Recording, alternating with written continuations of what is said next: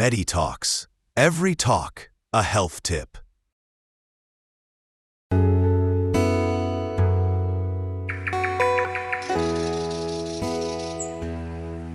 In a peaceful, tranquil evening, the entire world rests in serenity. A young man sleeps soundly.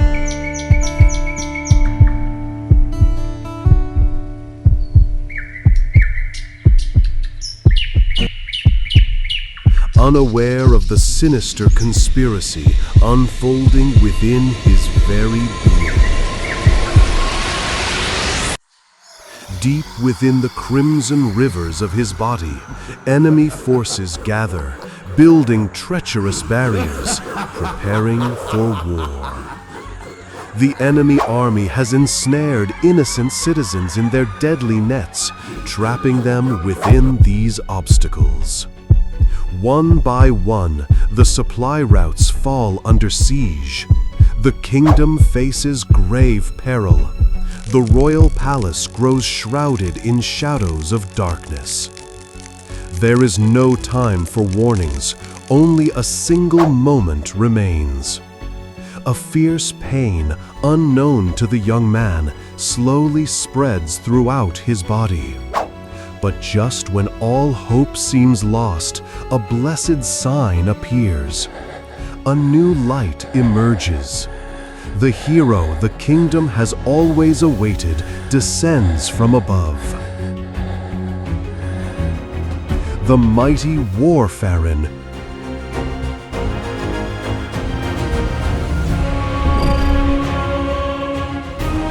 with his divine power, shatters all barriers to dust.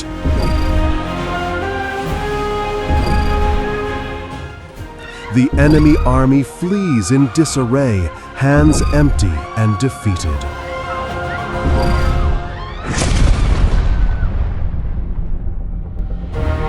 All supply routes return to their faithful service once more. The royal palace regains its former strength and glory. The kingdom is restored to peace.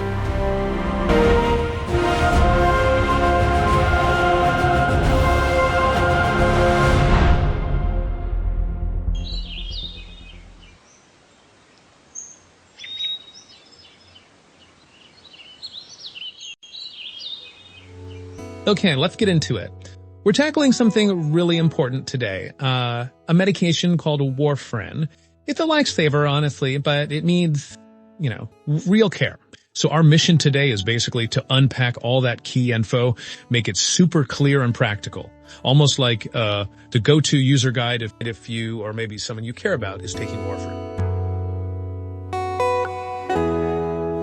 Right. And, understanding a drug like this isn't just about popping a pill. It's really about being an active partner in your own health, knowing why things matter. That's real empowerment for you, the listener. Absolutely. So let's start right at the beginning. What exactly is warfarin? The description seems straightforward. It controls blood clotting. People often say it thins the blood. Warfarin actually works by interfering with how your body uses vitamin K. And because of that interference, your liver produces less of certain proteins that are, essential for making blood clot. So it's not really thinning it, like watering it down. It's specifically slowing down that clotting process. Okay, right. So it's like turning down the dial on the body's clotting mechanism. So why would someone need that adjustment? What sort of conditions? It's often used to stop clots forming where they shouldn't, like deep in the leg veins. That's specifically mentioned. And it's really crucial for lowering stroke risk if you have an irregular heartbeat, because, those heart rhythms can cause clots that might travel up to the brain. That's really dangerous. Getting an artificial heart valve or maybe after a heart attack. Again, it's all about preventing future problems caused by clots. Got it. So the big picture is uncontrolled clotting is bad news, potentially life-threatening, and warfarin is a key tool to prevent that.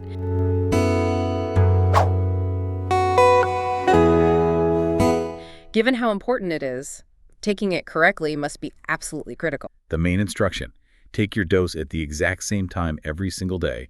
Consistency is key. And they gave an example, right? Like, say, 6 p.m. every evening. Yeah, 6 p.m. is used as an example. And there's another detail.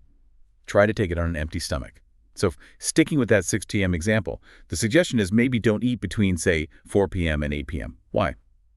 It just helps your body absorb the medicine consistently. And with warfarin, consistency is everything. Right, consistency for steady levels. Makes total sense.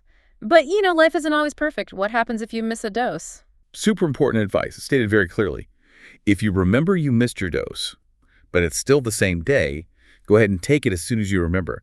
But, and this is the crucial bit, if you don't remember until the next day, you have to skip that missed dose completely.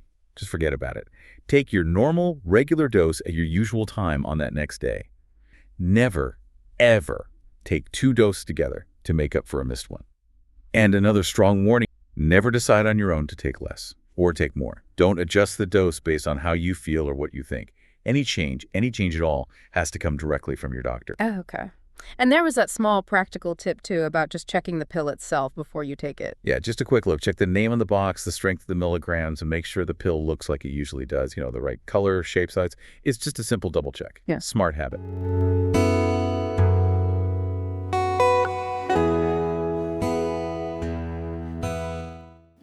So you're taking the pill, but how does the doctor know if that specific dose is actually doing the right thing in your body? How do they monitor it? That's where the testing comes in. INR test. INR. Right. What does that actually measure? Exactly. INR stands for International Normalized Ratio. It basically measures how long it takes your blood to clot compared to an average baseline. Now, when you're on warfarin, your doctor sets a target INR range specifically for you. It's not the same for everyone. It depends entirely on why you're taking warfarin. You need regular INR tests, usually every few weeks, maybe once a month, whatever your doctor tells you. And it's vital to get that test done when scheduled and bring the result to your appointment. That INR number tells the doctor if your blood clotting time is in the right zone and whether your current dose needs to stay the same, go up, or go down. Okay, so this is where it gets really, tricky, isn't it? Keeping that INR in the target range is the real challenge. It's a balancing act. It absolutely is. A very fine line. If your INR goes off track. If your INR gets too high, which often means the dose is effectively too strong for you right again, then your risk of bleeding goes way up. But if your INR drops too low, meaning the dose isn't quite enough, then your risk of those dangerous unwanted clots forming actually increases again. You're back in the danger zone warfarin is meant to protect you from. Never, ever change your dose yourself. Don't think, I feel fine, or maybe I need a bit less today. The balance is just too sensitive. Self-adjusting is risky. Okay, so the dose itself is critical. Other things that can mess with this balance, right? Like food and other medicines, how do they factor in? Diet is one piece.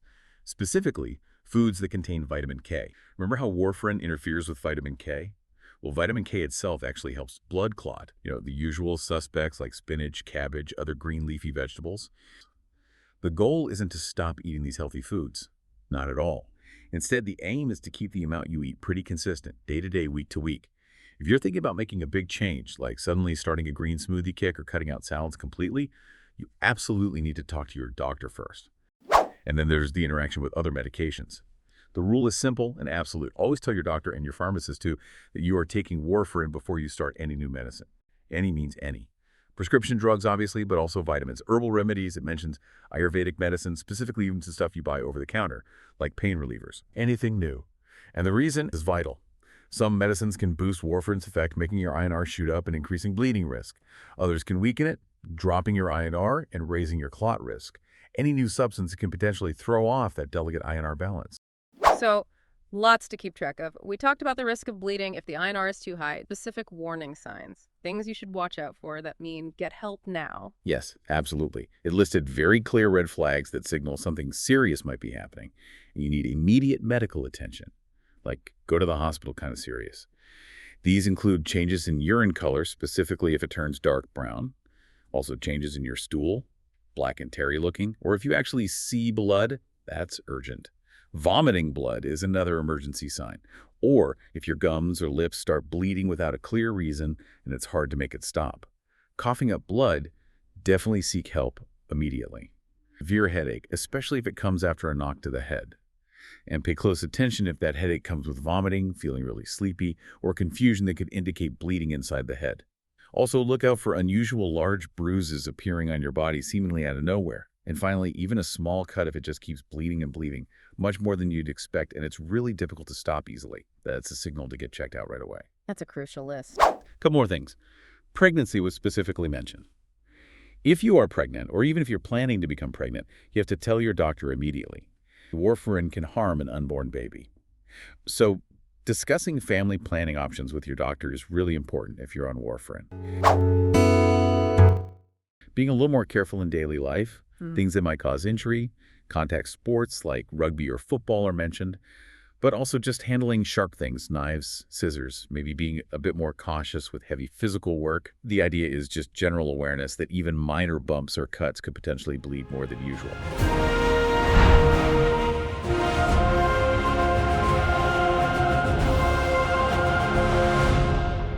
So, pulling all this together, warfarin is incredibly valuable, potentially life-saving. It really can be. But getting that benefit depends completely on careful, diligent management by you, the person taking it.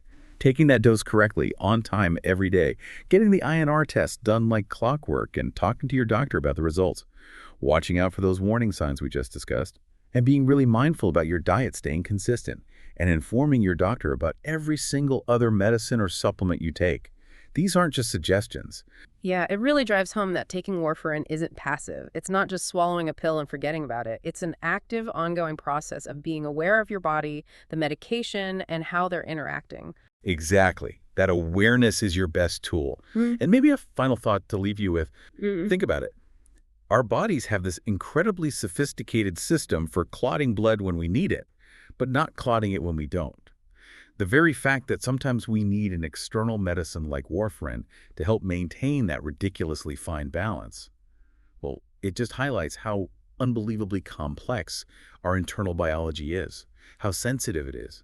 It maybe gives you something to chew on, thinking about all the intricate vital processes humming away inside us constantly, mostly without us even noticing. That's a great point. It really puts the body's complexity into perspective.